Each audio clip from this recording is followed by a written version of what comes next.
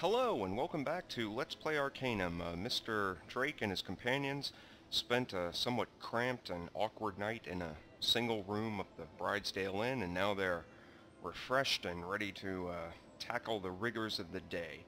I did a little bit of early morning shopping and sold off some stuff, got a few hundred gold.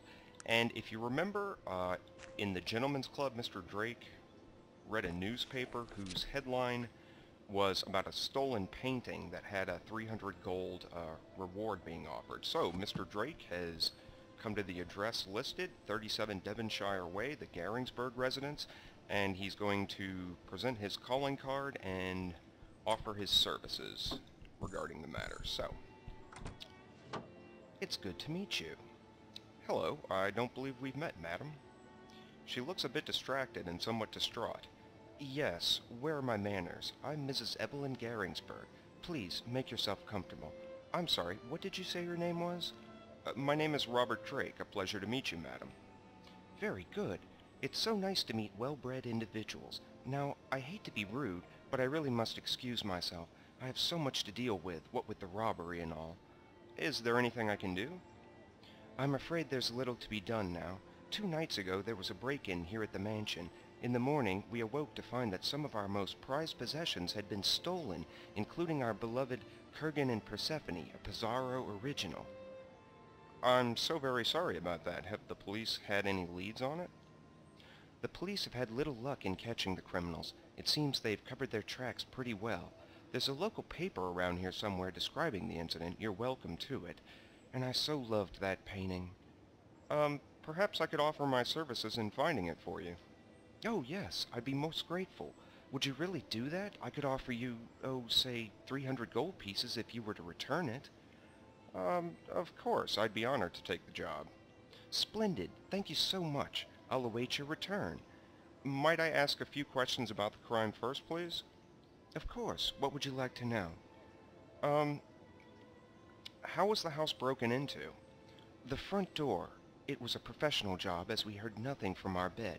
Our butler, Polgrim, was outside on his nightly patrol. The thief was in and out in minutes.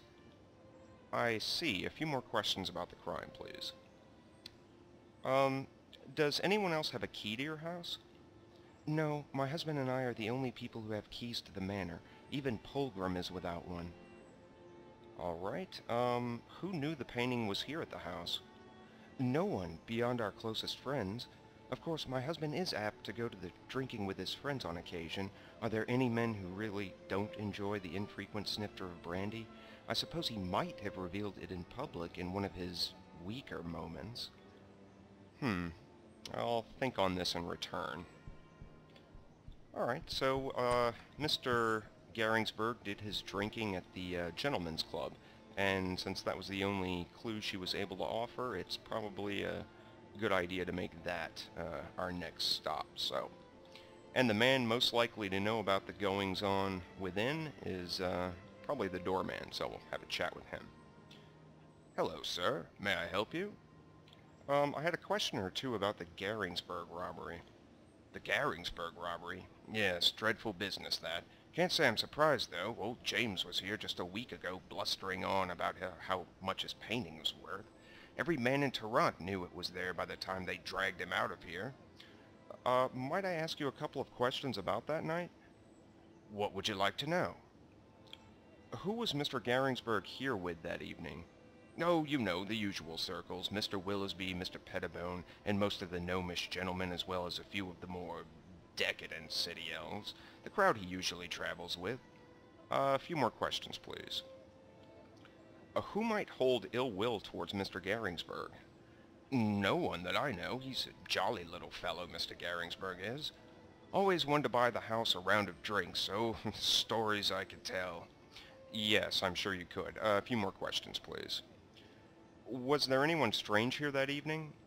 Well, I'm not quite sure, and that's the sort of information that might cost someone a few coins. I'd say about 50 gold pieces. Alright, done. That'll be a decent investment towards the 300 gold reward. Sounds good. He takes a piece of paper from his jacket. This page is from the guest book. It's from that evening. Perhaps you might be able to find something on it. Alright, thank you. Alright, so he's given us a page from the club's register, so let's see. Tuesday evening, Wellington Gentlemen's Club. Okay. The only non-member on the list is a guest named Rory Limes, so let's see if he knows anything about Mr. Limes. A name on the list you gave me, Rory Limes. Who's he? He pulled you aside, whispering harshly. Good God, man, will you shut up already? If anyone finds out I gave that to you... Listen, I don't know who Limes is, but you can always check the Hall of Records. They might have some information. Alright, thank you. I'll take my leave.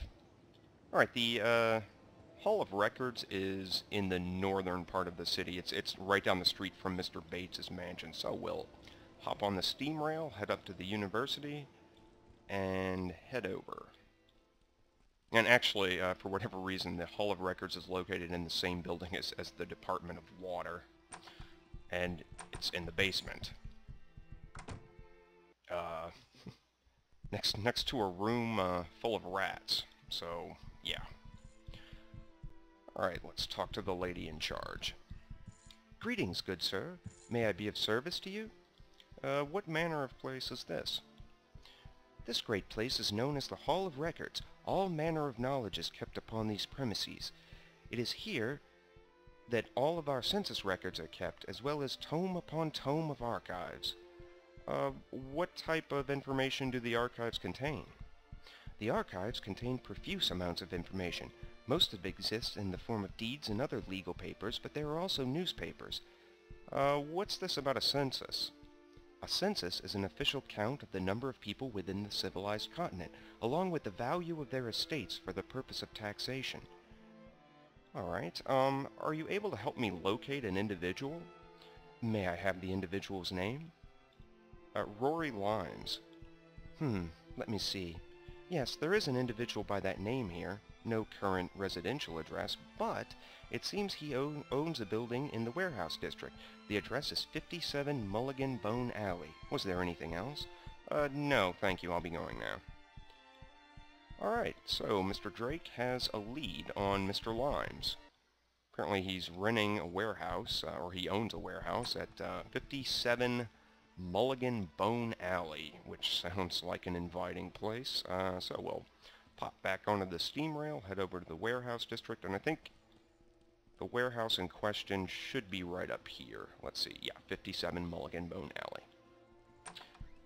And we've got a half-ogre inside. I believe you have the wrong house, sir. Perhaps you'd better leave. No, I'm here for the painting. What? I mean, I thought... Who are you? How did you know about the painting? Relax, friend. Mr. Limes sent me. Right. Good then. Rory sent you. Here, take this. It's in the back there. Of course it is. Thank you very much, sir. Alright, and so without bloodshed or major incident, Mr. Drake has recovered the Kurgan and Persephone painting. So. And he's also successfully outwitted a half-ogre, which is about as difficult as outwitting a can of peaches or something. Anyway, let's head back, okay, to the West Garland Bridge and tell Mrs. Garingsburg we've gotten her painting back. I wonder if there's some real-world painting, like, based on Hades and Persephone that this is supposed to be a reference to. I don't know. I don't know anything about art or painting. Anyway, here we go. It's good to see you again. Hello, Mrs. Garingsburg. Have you a moment? I've brought back your painting. Here it is. That's wonderful, Robert Drake. I'm so glad. I knew you were a man of good character. Here's your reward. Thank you, madam. Glad to be of service. I'm going to call the paper right now. The whole town will know by morning that you're a man who can get the job done. I appreciate the vote of confidence. Good day. I'm not sure if he's too excited about the publicity that this is going to bring to him, but, Okay, and he got enough, he's gotten enough experience to level up, so go ahead and put the point into melee. So now he has 3 ranks. Alright.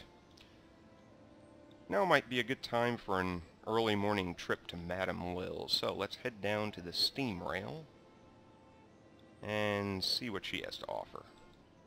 Regarding quests, I mean. And as we're on the way to the steam rail, Mr. Drake sees this woman looking about hopefully, so he'll stop and have a chat with her. Yes. What is it? Good day, miss. Do you know of anyone offering work around here? There is something a resourceful individual may be able to help me with. What would that be? We can't talk here. Please, meet me at my house later, and I'll fill you in on my needs. I reside at 3 Lungston Road. Good day. Of course, good day. And so we'll just follow her back to her house.